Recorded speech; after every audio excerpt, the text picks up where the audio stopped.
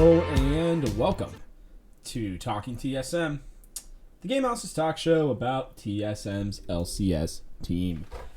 I'm Robert Haynes, your host, your guide into the world of TSM. So I know I've been talking about it for a couple weeks. Well, here I'll get a couple announcements out of the way. I guess no, I'll start with this one. I had it set up differently, but whatever. So I am not going to have any changes to the show yet. I do plan on making them. It's just the last few weeks have been really freaking busy trying to get ready for the LCS and just get a whole bunch of other things done. A lot of back-end work and whatnot. And, been practicing for our game against... Yeah, you didn't hear that. The TGH team will be taking on, in League of Legends, another team in the coming weeks. Actually, two, technically. We're working on a second game right now. So, be on the lookout for that, but just been really crazy busy. I have a couple ideas that I've been workshopping in my head, and I've talked to a couple people about.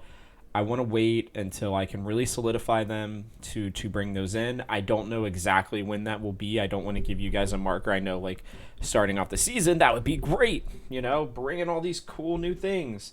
I just don't have that time just yet, but I can promise you changes will be coming to the show at some point this year. There we go. That is a date. So sometime in the next 9 weeks, there will be changes to this show. And when I mean this year, I do mean the LCS year. The one thing I can confirm, and I've slept on this a lot, is I am going to be bringing back the Monday shows. It was a little tougher last year just because I also was coaching baseball and, there were just a couple other things going on for me. And so, the reason I was not, I was considering not doing them is I just didn't have as much time. It was like I had this barrier at 3 o'clock every single day. I had to get everything done that I needed to get done, and then the rest of my evening was kind of gone.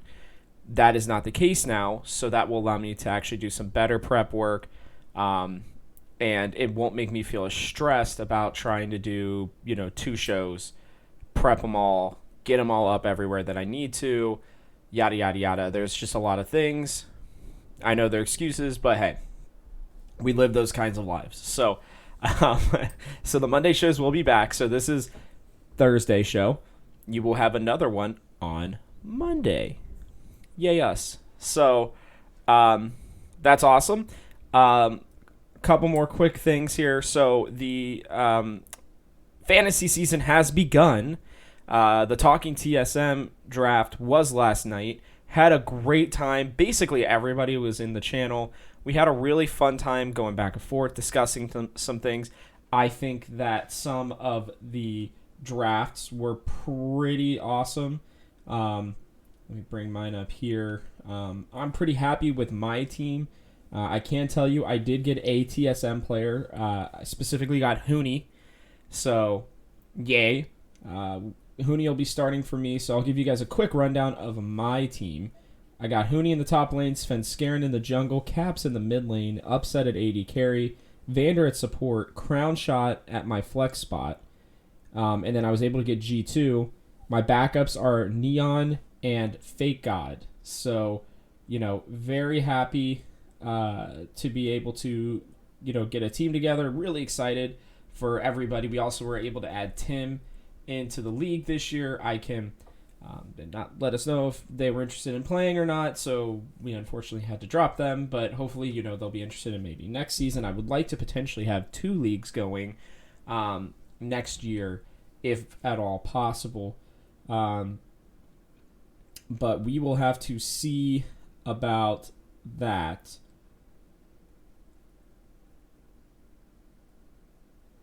And then the last thing is this is, as I said last week, this is actually my birthday show. So kind of excited about that. I've never recorded or done really anything like this on a birthday. So it's interesting to say the least, but I don't know, it gives me a little bit more energy today, a little bit more pep in my step. I'm not normally a big birthday guy, honestly, but like, as I get older,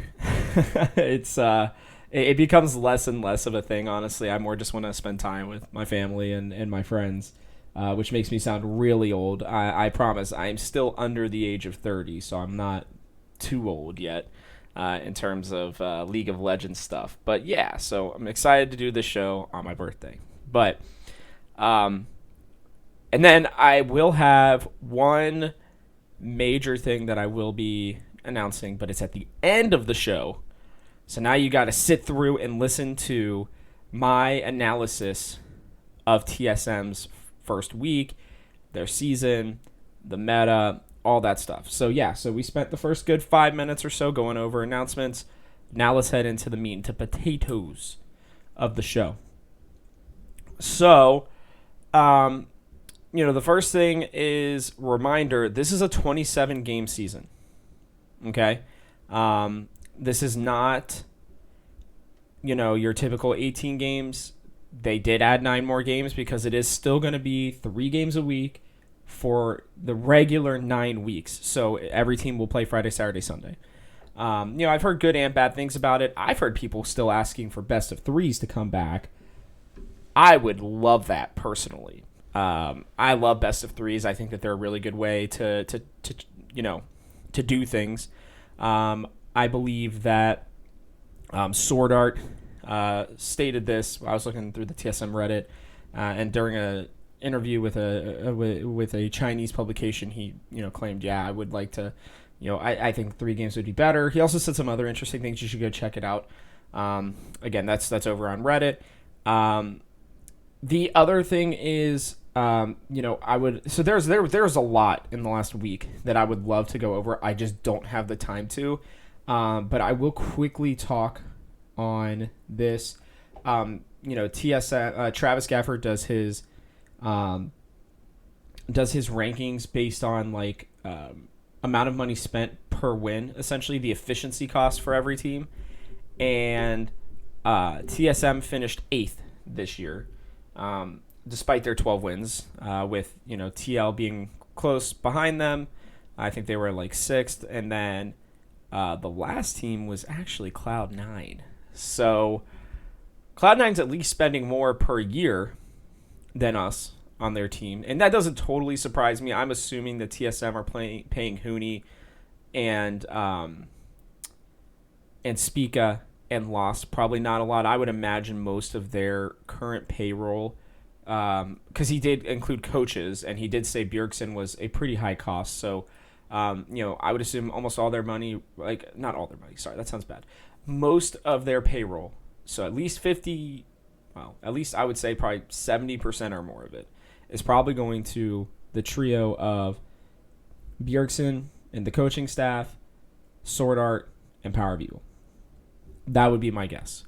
I would love to dive more deeply into that at another time. I wish it had come out, last week, because I think that would have been a great thing to add on. But we got a lot to go over this week. So I wanted to at least touch on that real quick, touch on the stuff that Sword Art said, remind you that there are 27 games.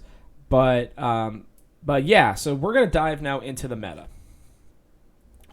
Shifting those gears, as they say. I've been watching a little bit of Academy. There hasn't been really any other League of Legends yet until this week. So there's not any real confirmation on what's 100% in the meta or not. I remember talking about Spica was spamming Rumble and Morg, I think. I would have to hope that Power of Evil's practicing some things, because what is normally there for him is not in the meta. But I'm going to give you guys just a quick rundown of all the different champions that are in the meta, some quick thoughts on them as well, and then we will head into the keys of the game, because we got to prep for games tomorrow. I mean, in almost 24 hours. It's crazy.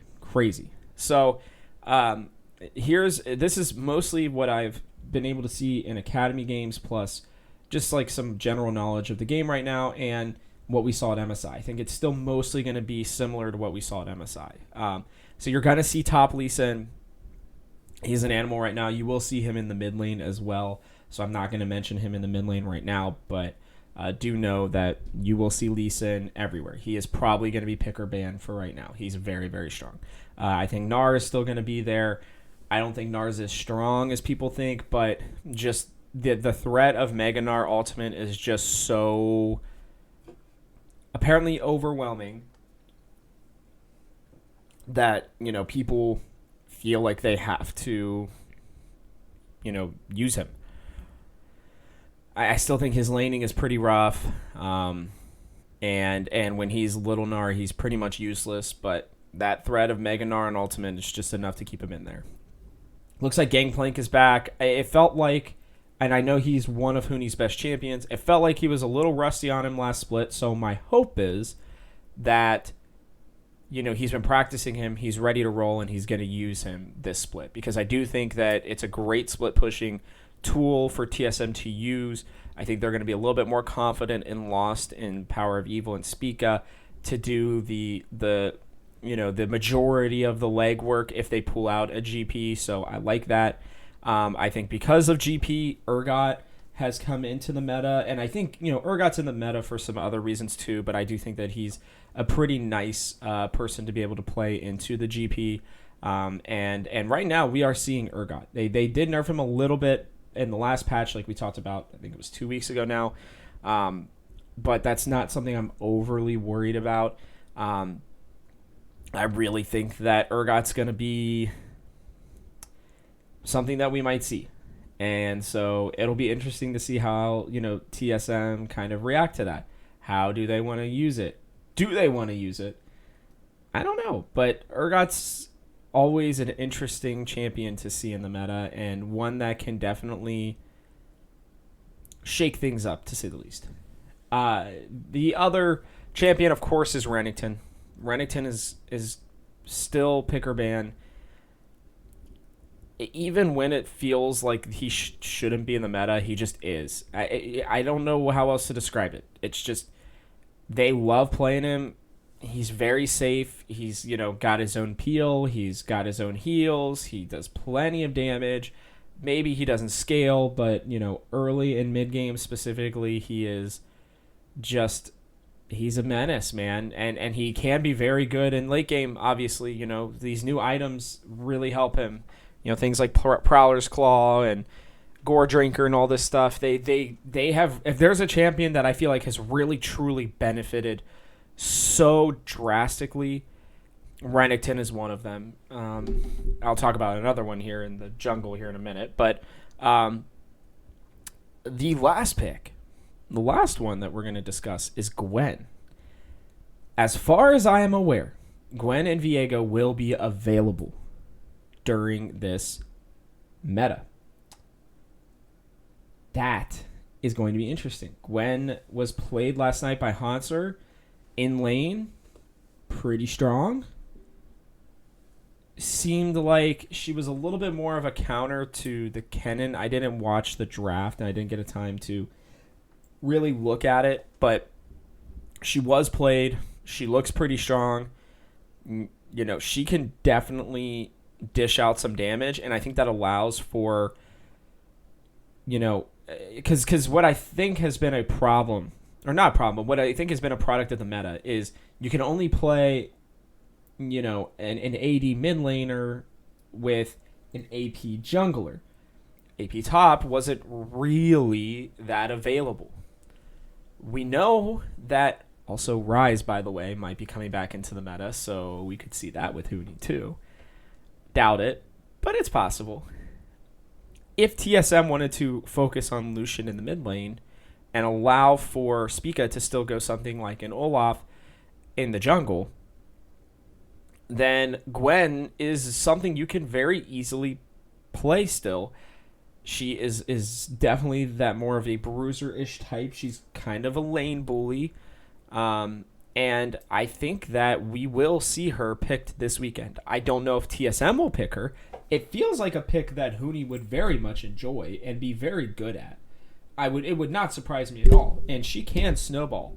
So we'll have to see. I'm excited for her. I would really like to see her in the meta. She did not look, and when I have played her, does not feel super overpowering. She feels strangely, outside of the one ability, pretty balanced. So I would really like to see her in the game. Jungle. Udyr's back. No surprise.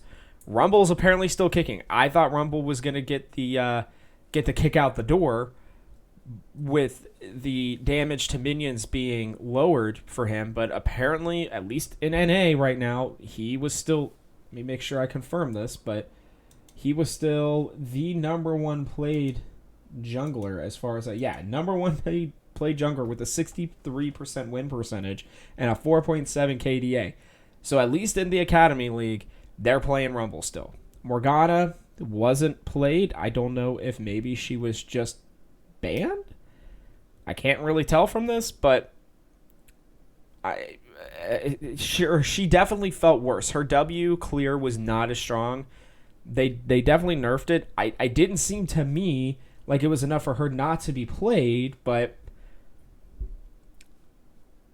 she might be out of the meta, which would suck because I think that she would have been a really fun and interesting pick for Spica. So I don't know. I don't really know. I'm sad. I really, Morga's one of my favorite champions. I know how much people hate her, but I think she adds a lot to the game, and I still think that she's one of the most balanced champions overall that they've ever brought out. And I know everybody's like, "Oh, she's not balanced. She's terrible." No, obviously she is balanced. She pretty much never gets buffs or nerfs, and she can be picked at almost any time. I don't know. She doesn't do like a ton of damage, but she also has all the shield, blah, blah, blah. It doesn't matter. I like her. I know a lot of you may not feel the same way. That's okay. Nautilus could appear. He is a jungler now. I don't know that he is strong enough yet to truly be a top tier jungler, but him being in the jungle is quite interesting, to say the least. I would not be surprised to see him get picked, but it feels a lot less likely than everything else. Excuse me. Volibear and Olaf seem safe bets. I would love to see the Volibear for Spica. Can't say that enough.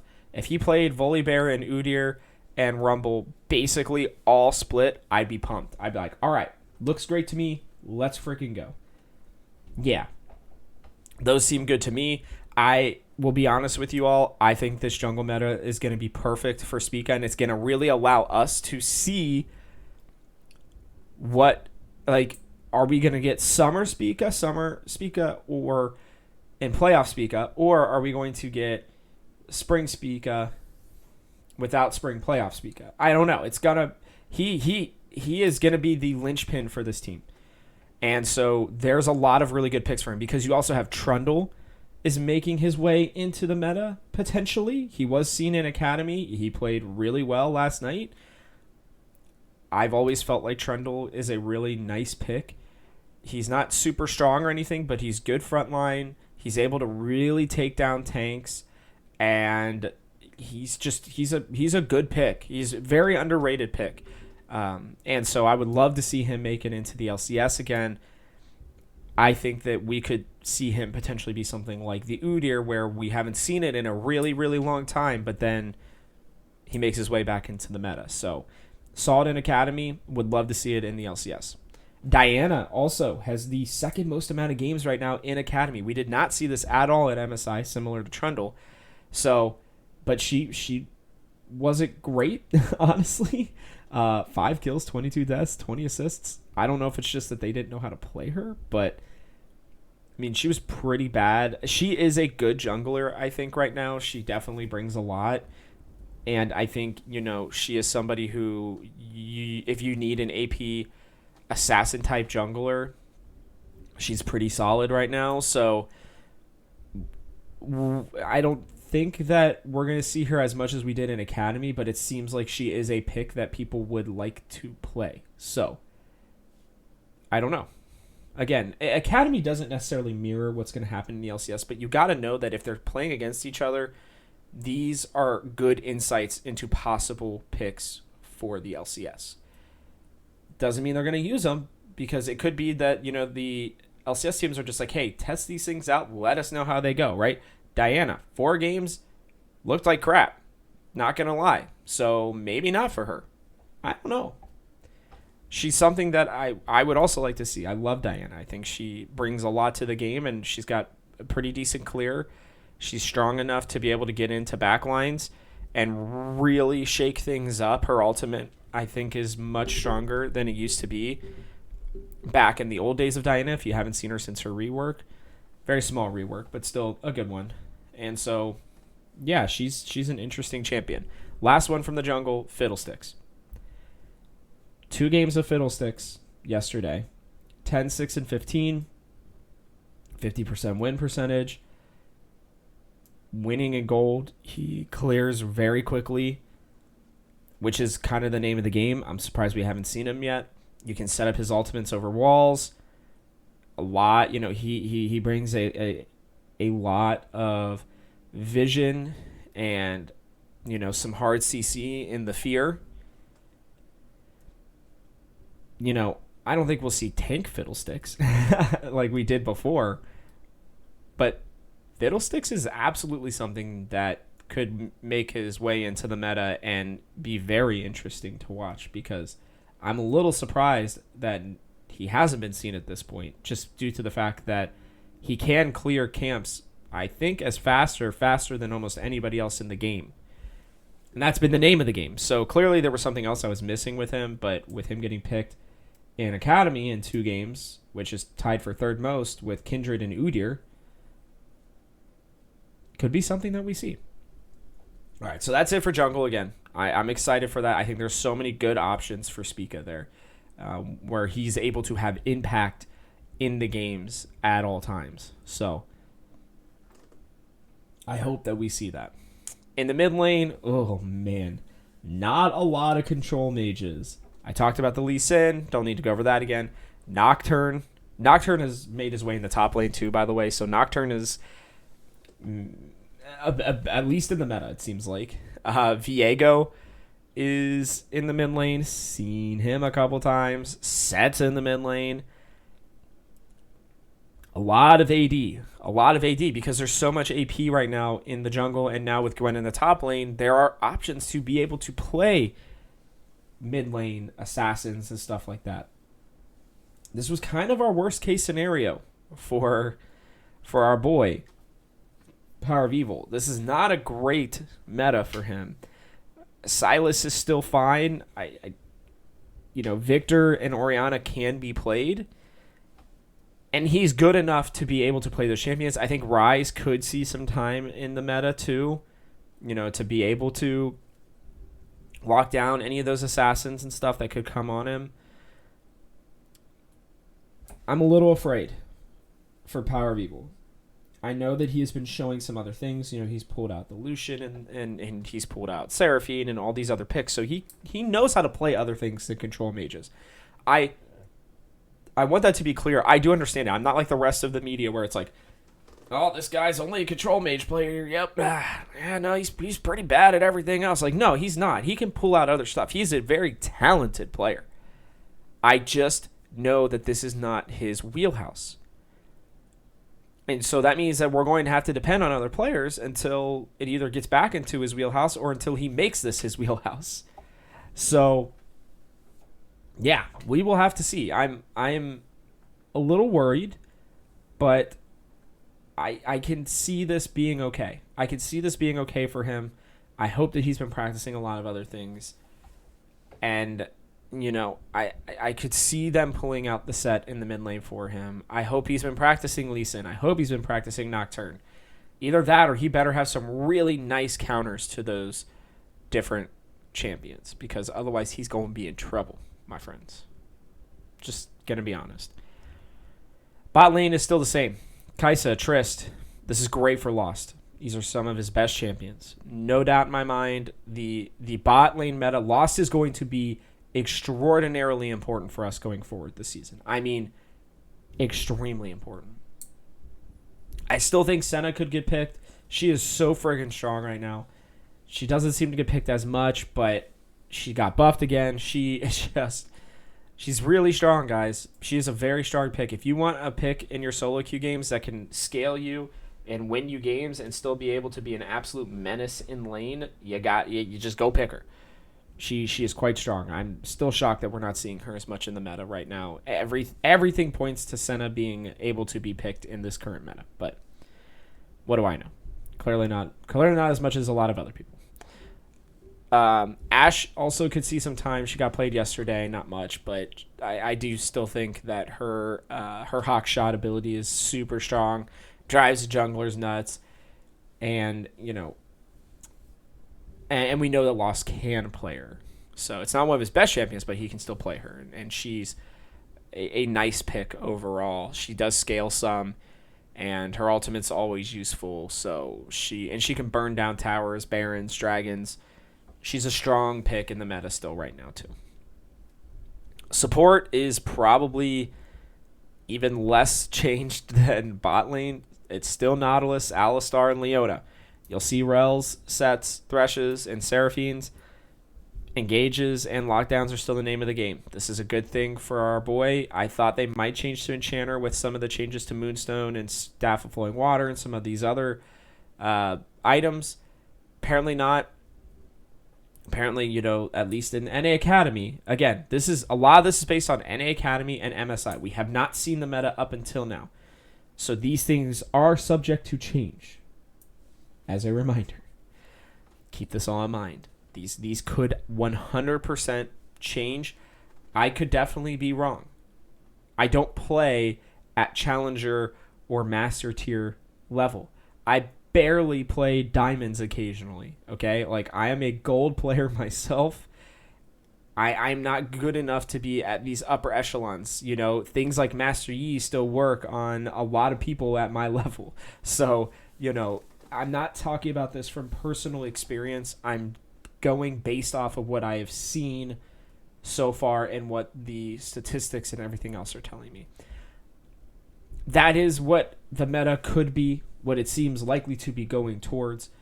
I'm excited in a lot of ways. I think this allows Huni to be unlocked in the top lane. There are so many picks that he can choose, and you can always have him fall back on Sion, even though he's not good on it, but hopefully he's been learning it. Ornn is still always, I think, available. He's not great right now, but he is still available. Gnar is still safe. Renekton is still safe. There are these picks that are there for him to find success on. I'm sure Gragas is still available if people really want it, but getting to see him on a Lee Sin, a Gwen, a Gangplank, an Urgot, those kind of champions I think are going to be really awesome for him. Spica especially, there are so many champions that he can play, that he can have an impact on the game in a major way. I know that it's still farming meta. I get that. But he has got to be more active. We've got to see the Spica that we saw in the playoffs, no matter what pick it was. Well, I know he ran a lot of Udyr. That's fine. I don't care. If he focuses on 3 different picks all season long and they win games, fine. Who gives a crap? If they're going to ban out all 3 champions at the beginning of a game, then fine. That leaves so many other picks open for TSM. And he's able to adapt and play other things. So I'm not worried about that. Bot lane and support specifically are going to be fine too. These are still good picks. We saw, Lost and Sword Art really coming into their own as the season went on.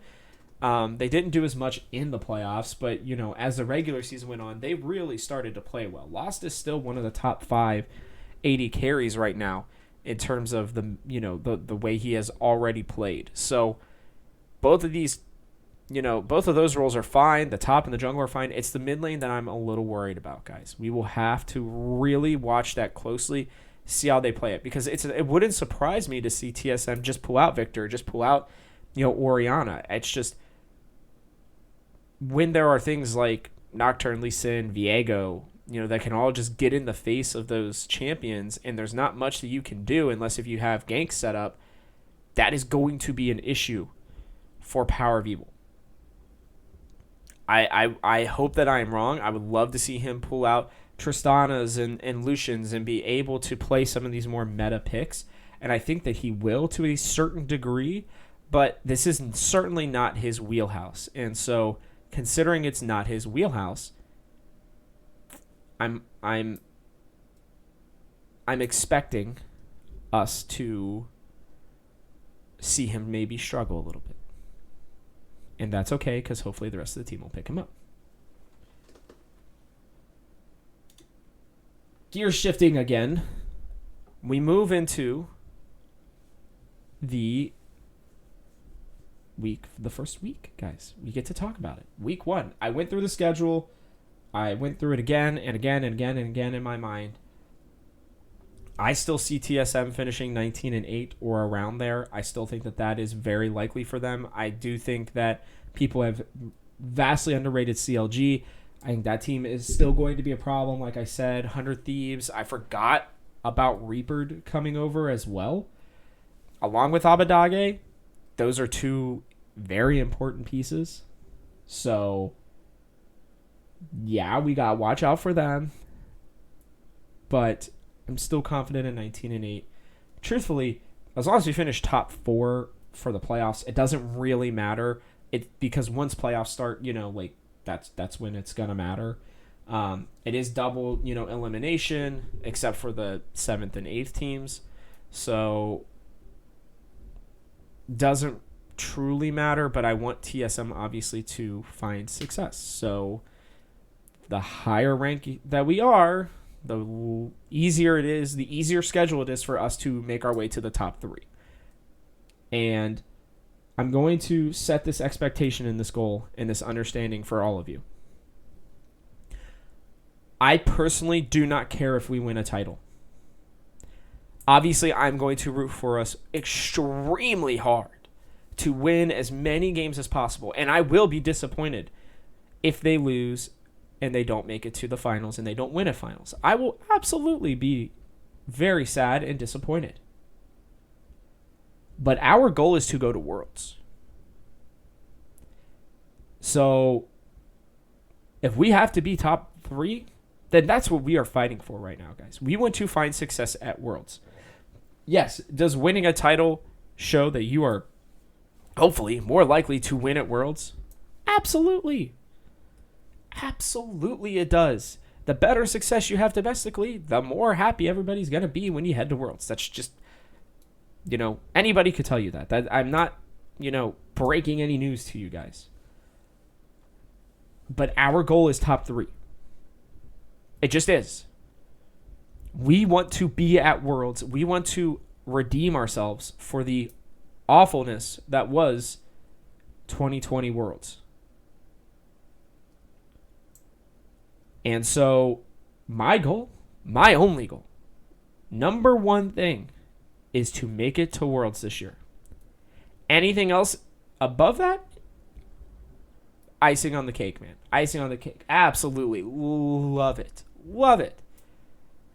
Anything less than that, and we're going to have a really long winter of discussion and figuring out why we were not able to find success during the summer.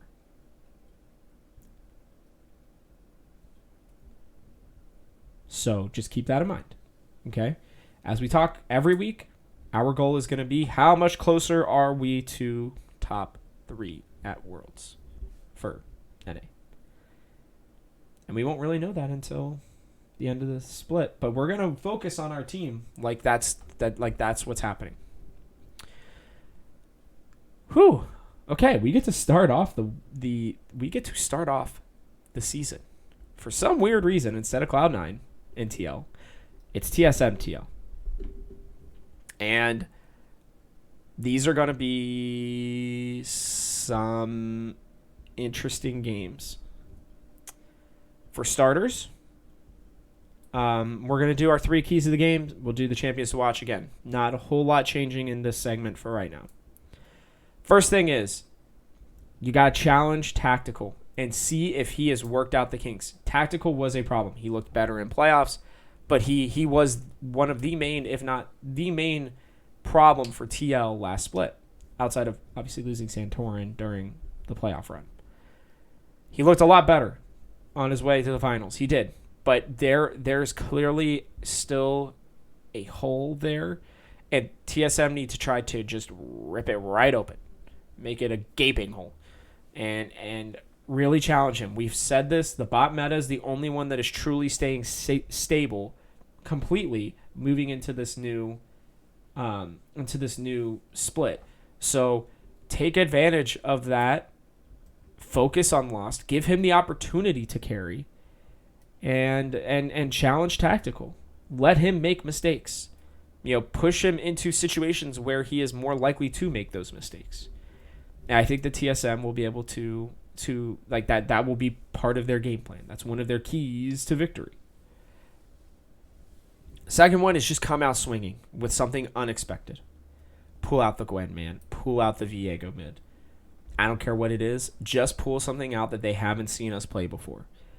It's game 1 of 27. That's one of the great things about 27 games. We get to face this team 2 more times, guys. 2 more times. So if we lose here, whatever. Our regular season record against them, because also, another reminder, our record of 12-6 carries over. And that includes our record against these other teams. So we're currently 2-0 against TL right now. Playoffs be damned. Doesn't matter. We are 2-0 against TL right now. So a loss against them here, not the biggest of deals. Am I going to be sad? Sure. Of course, especially if we look terrible doing it. But I want us to come out swinging. Try something new. Pull it out, surprise them, and take it to them. And that plays into the third key of the game. Come with a plan to fight early. Don't sit back and let TL do what they do best, which is scale. That's what they're going to do. This has been the Team Liquid special for years. 4 years. And when you have players like Jensen, like Alfari, although he fights on his own, but just the general thought behind him is scale. Santorin, Core JJ, like the mentality is there for all these players. And so the best way to beat a team like that is to put the pressure on them and end the game quickly. Do not allow them to come back into the game. Take it to them early. You come with that plan to be moving around the map early, to be making plays, to force them to make bad decisions. And I think that we will see TSM come out on top. Champions that I would want us to be watching for: Lee Sin, Diana, and then we're just going to see what the heck PoE pulls out in the first game. I'm guessing it's going to be Orianna. That's my guess. The one good thing is Jensen is also known for playing mostly control mages, so this is not necessarily a great meta for him either. So I think when you look at it, TSM, this is a nice game for them early on, because if PoE's the potential scary part of all of this, then the other player in the league that is also known for the exact same thing that you are is also going to be there. And so that makes it better. So, yeah, Orianna, I think, gets picked in this game, and I'm hopeful it's by TSM. I am going to predict TSM to win this game, solely for the reason that I think that Team Liquid are going to come in just not as prepared, and I think TSM want to get back at them. I know they want to get back at them. They want to get after it, and they want to be able to take down Team Liquid for knocking them out of the playoffs. So I am predicting week 1 win for TSM. I don't think it's going to be easy. We're going to make some mistakes. Hopefully not at freaking Rift. And I hope that we get one of the first 2 dragons. But I think I do really think that if they pull some stuff that's unexpected, not gimmicky necessarily, but show a different style than what they've shown in the past, I can see TSM coming out on top here. We move on to Saturday's game. Another very interesting one, in my opinion, especially this early on, it's against Evil Geniuses. And in case you missed it, Evil Geniuses have subbed out deftly for their Evil Geniuses prodigies. So their amateur teams, AD Carry and Danny. Now, this kid will come into the league as the youngest player in the league. He is 17 years old right now. Okay? And let me see. I don't remember when he turns 18. So he'll turn 18 at the end of the year, December 4th. He used to be known as Shiro, played for Zenith Esports, and then went to EG Prodigies. It has been quite the year for him. He got his first, true amateur experience last year in August, and then now he is starting in the LCS. So that shows you what kind of player he might be. He's looked pretty good, I'll be honest with you. He is not a bad player. That said, any young player who is making his way from amateur to the LCS in 1 year is going to have some nerves. I don't care if they're the most ballsy kid on the planet. They're still going to be nervous because they don't want to let their teammates down. Either that or this kid is going to have a resolve of steel and it's not going to matter. I don't know. We'll see.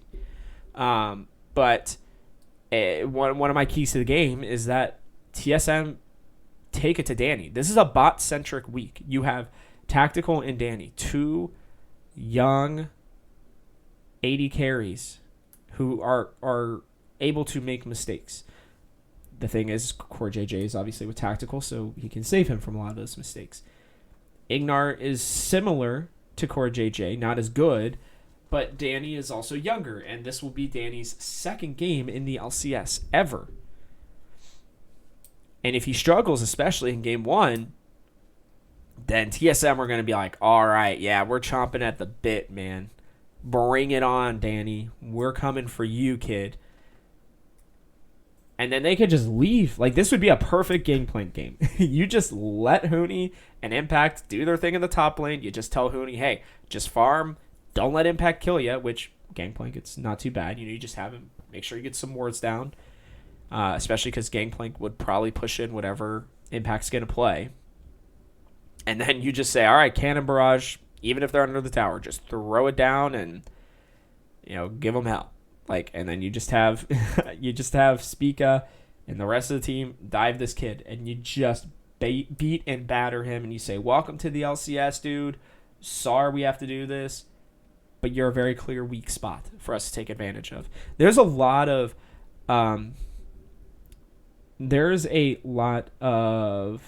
potential issues that EG can have, and they are still a super coin flip team, because then when you look at my second point here, is to plan and play around Jizuke and Svenskaren's aggression. You know that they are going to be aggressive. Jizuke will 100% be aggressive, and TSM should understand, hey, here's a situation where he's pushing, Power of Evil in. Let's have, a gank waiting over the wall, right? Or let's have, a gank waiting in the river, wherever it is.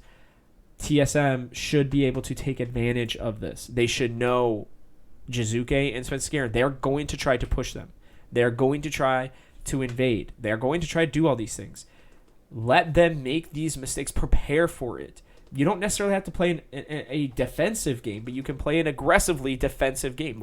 You totally plan and understand that, hey, Jizuke might try to tower dive him, because Jizuke is going to play all these divey champions and stuff, right? He'll still pull out that Echo. He doesn't care. And that's not great for us. So if we know that's going to happen, then we just need to prep for it. We need to know where we have our advantages. And again, I think a lot of this is going to hinge on Huni being able to play weak side and not anticipate anything. Nothing, because Impact died 4 times in the first 10 minutes of a game last year and still helped his team win, and still was ahead in CS, and still ended up at least, I think, 500 in terms of kills and deaths. The dude is unflinching, and so you don't worry about him. You just try to make sure you contain him. You don't let him take control of the game. The bot lane's young. You take advantage of that, and you know that Jizuke and Svenskaren are going to come at you. You just plan for it, guys. This is not rocket appliances, as my good friend Joe DiTullio says. You just plan for this. Make your picks into it too. There's a lot of ways that, like, Volley Bear specifically, I think would be fantastic against this team, because guess what? Oh, Volley Bear might be in the top lane. Doesn't matter, right? Because if he's waiting over, like, chicken wall, raptor camp, right, wall, with his ultimate, oh no, Jizuke's diving, poor PoE. Oh, doesn't matter. Here comes Volley Bear over the wall, stunning you under the tower with whatever the heck, PoE's playing. Damage is put out, Jizuke's dead, right? It just, like, there are ways for this team to take advantage of those things. I want to see them do it. And then the last one, which I unintentionally mentioned earlier, just don't let Impact take over the game. He is the one consistent player on this team that TSM have to just be wary of. You don't need to worry necessarily, yet just contain him. And you tell Hooney that at the start of the game, you get into Hooney's ear and you say, hey, Hooney, you don't have to kill him this game, buddy. You don't have to be super aggressive. You play smart, and we win. And you have impact from across the map or in team fights. But in lane, you just make sure that he doesn't leave. So simple. So simple. I really think it is that simple. Champions to watch, I think Gangplank, seriously, super, super, super important. I already mentioned the Volley Bear. Also think that's going to be important. I think you also take away the Kaisa and the Senna and potentially even the Misfortune from Danny. You make him play something that he is not comfortable playing. In his career, as from what we have seen, Samira, not in the meta, don't need to worry about that. Kaisa, 11-5. Everybody can play Kaisa. I think TSM, if they have first pick, just plan to take that pick. Either that or they're going to have to ban it, which they probably won't. So you just take that first pick. Senna, again, I would probably ban her. She's pretty strong. I wouldn't let this kid, have a super scaling pick like that. Either ban her, or I guess if they ban the Kaisa, TSM could try to pick it. I don't think I've ever seen a Senna from Lost that I can remember, so that would be a little interesting. And then Misfortune, I think, can always be in or out of the meta. It really just depends on the matchup. I don't think you want to see her into Trist or Kaisa, but yeah. This kid has played 2 games of Trist. They weren't bad, but it's 2 games and it's at amateur level. So I'm picking a TSM win again. I am. I just they are better than this team. They are absolutely better than Coin Flip EG. They've been together. It's not like it's gonna be like it was last split, where it was like, hey, I don't really know because we haven't seen them play yet. Well, they played lock-in. It was pretty bad. The beginning of the split was pretty bad because they hadn't come together yet. They hadn't learned how to play with each other. There's no excuses to start the year off like that. Sure, you can be a little rusty because you haven't played in a month. But everybody's going to have that same rust except for Cloud9. So there's no reason why you shouldn't have the advantage here over a kid in his first game ever, second game ever, his first weekend ever. And the style of EG, you can beat them, and there's a meta that's screaming that you can take advantage of one of their weakest spots. So I am going to pick an EG loss here, a win for TSM, 2-0 to start the split. We head into game 3, which, guys, this one's... There were changes for Golden Guardians. They brought in Mr. Solo. He's back in the top lane. No surprises there. Niles was just clearly not ready. I still don't think that kid's going to be bad. I obviously have a bias towards him, I guess, at this point. I have faith that Niles will be a good LCS player one day. He just needs more time. When it comes to Solo is solid. He's not the best, but he's also not the worst. He's there. He'll make you plays. He won't lose hard in lane. He is not something where you can point to him and say, hey, that's a weak spot for the team. But he's also not the guy most of the time that is going to come out and just solo carry a game. He has playmaking potential, all these different things, but I'm not worried about him. They also brought in Chime as their new support over Newbie. I personally like Chime, but this is also going to be his first weekend ever playing in the LCS. The kid has plenty of potential. He was just at Scouting Grounds last December, so this is another big jump for him. He's had one split in Academy. Last split, he was okay. I do like this move though for them, but I think in this game there's not a lot for TSM to potentially worry about. So my keys to the game, there are only two this time. The first one is focus, fixing whatever needs to be fixed. I literally did not change this from the last time that TSM played against Golden Guardians. And that's because that's the kind of team that they are. TSM are head and shoulders above them. In case if they've lost both or either of these first two games, and even in their wins, like let's say they do go 2-0, they're going to make mistakes. Focus on fixing what needs to be fixed. This is whether it's in draft, whether it's in lane, whether it's late game, whether it's early. Like these are the kind of games where you can take advantage of a team that is clearly worse than you and practice something. Use it almost as a practice game. But at the same time, which is point number 2, they are going to be better than last split. It's not going to be where, TSM were down early and then they were like, oh yeah, I forgot. We can just literally gank Niles 6 times and we'll catch ourselves back up because the rest of the team can't do anything. Solo's not that kind of player. Even if he is rusty, that's just not something that's going to happen for him. Iconic is going to be somebody who you can still take advantage of. He's still young. You got a Blaze Olive who TSM knows. They know his play style. He is somebody who is still young. They can take advantage of. Stixay is still pretty not great in terms of his playing abilities currently. Chime is still new. Like there's not a single role where TSM should even have a 50-50. It should be advantage TSM in every single aspect of this game, including coaching. So as long as they don't underestimate them, like you still want to play them seriously, but you also want to use it as an opportunity to fix things. So, my champions to watch for are just going to be, start to set up whatever style you want to for the season. If you find 5 champions that work over the first 2 games and they work within a comp together, then just play that. They did this last season. It was, hey, we're going to play the same comp, and until you beat us, we're not going to change it. I'm okay with that. There's 27 games in this season, guys. I have to keep repeating that because that is such a big deal. That gives us more time to learn things, and it allows us to not panic. I mean, obviously, I don't want them to go 0-3, but even if they went 0-3 by some unbelievable circumstance, knocking on wood now, even if they went 0-3,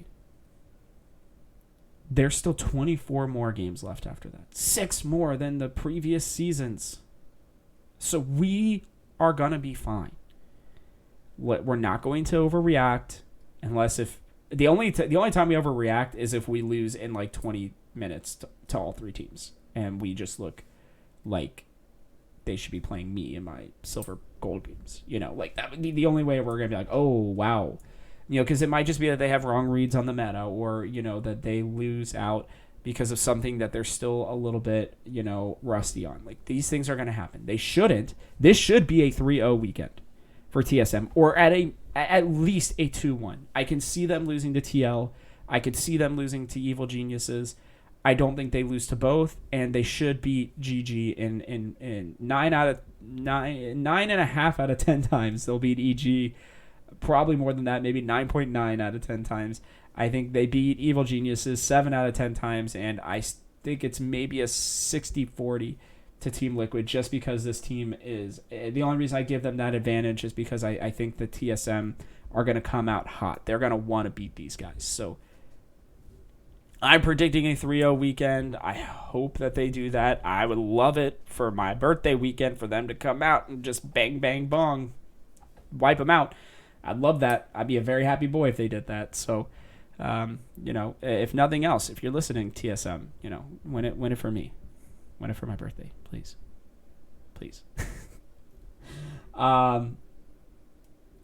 But yeah, like that's it for this weekend, guys. I mean, that's it. That's just their limit testing. This is the first of 9 weeks. We still have a long season ahead of us. I'm really, really, really excited about it. quick updates. Amateur and Academy. Amateur did not make it out. They ended up losing last week, and I forgot. Sorry, I did misread the dates. It wasn't a Monday game. It was a Sunday game. They didn't look very good, to be honest with you. They got 2-0 swept, so they do not move on in this round. They did earn points towards the eventual third qualifier.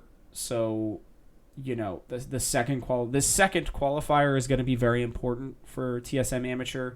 They need to make a deep run. They don't have to win it, but they need to make a deeper run than they did this time. I think that would be enough for them to then play in the third one, and as long as they finish, probably in like the top 6 or 6 to 8 in that one, then they would get their invite to at least the qualifiers for Proving Grounds. So they're still a very young team. It's the first time they've been playing together. One of the mid laner just won a championship. Yay for him with Winthrop University. So for the collegiate scene. So he's now, no longer focusing on his collegiate career. He's now looking at the TSM amateur team. So I'm sure his focus will be there instead now. Academy lost 0-2 last night to Team Liquid and looked awful. I mean, really not very good. Cody's son was rough. Sword didn't look great. Hanser looked fine, honestly. Yurson looks like he's going to be a solid player. There's just a lot of questions still solving this team. Hyper is the new jungler. He's still something worth watching. They have 2 pretty new pieces. I know Yurson came later on in the spring split, but he's still relatively new with them, and Hyper's obviously brand new. So we'll have to see what they do. We'll keep watching them. It's a lot of we'll have to sees, if you didn't notice this week. We don't have a lot of hard data right now to go off of these guys with. But we will, come next week. TSM Academy play again tonight.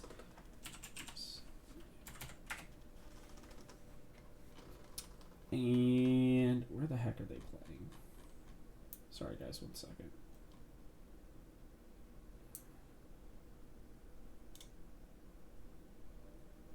Yeah, so they played TL Academy. Sadly lost. Now they are going to be playing Evil Geniuses Academy tonight. So another good challenge for them. And they'll be playing at 4 p.m. Eastern Standard Time on the Academy channel, I believe, on Twitch. So if you're looking for something to watch tonight, that's definitely there's a series that you can watch. You can see some of our young guns. It'll be interesting to see whether or not Sword gets the start again, or if they potentially even look at their new mid laner that they brought in Takeover from Latin America. So yeah, well, it's gonna be interesting, to say the least. The other thing that's interesting, I just noticed this. Quick side note. Everybody else on the Academy roster, except for Hanser and Cody's son, are actually signed through 2023. I did not know that. So that'll be certainly. I mean, it doesn't surprise me. They're probably looking for starting opportunities in the LCS. Come winter, but I don't know. I guess a lot of teams are signing kids through the 2023 season for Academy now to try to get them better. So yeah. So again, both looked a little rusty.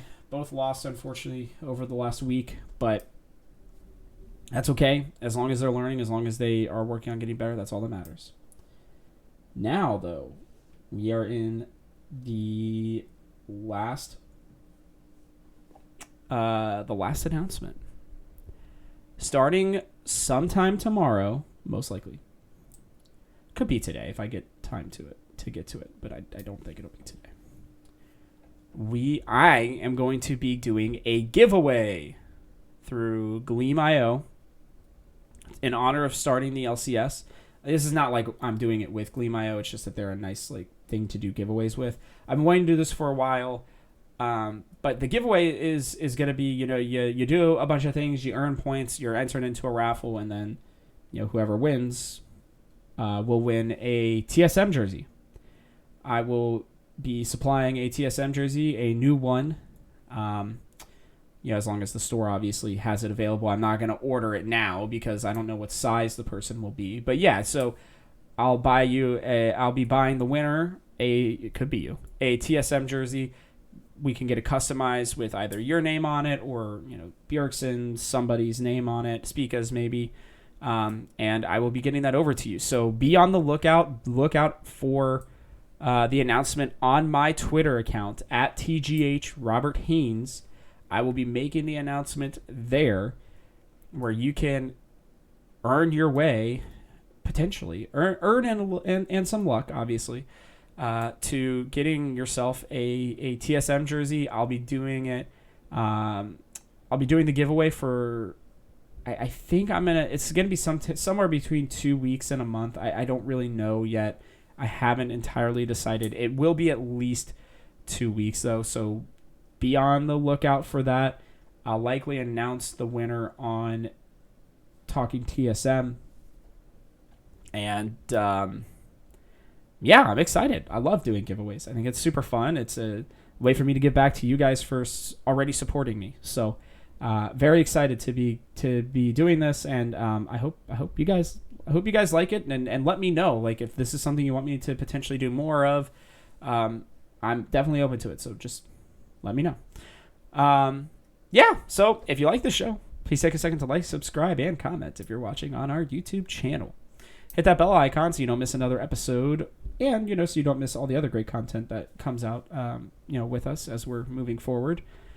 I also want to continue to make this the number one TSM podcast on all podcasting platforms. So please, if you're inclined, leave a review. Tell your friends to leave reviews. I would appreciate it. And that also means please share this with your friends. That will be part of the Gleam giveaway. The hope will be that you guys can help us get some more people listening and watching this show. So, be ready to share with your friends if you haven't already done so. And again, be looking for the announcement on the @TGH Robert Haynes account or on the @TGH Esports account.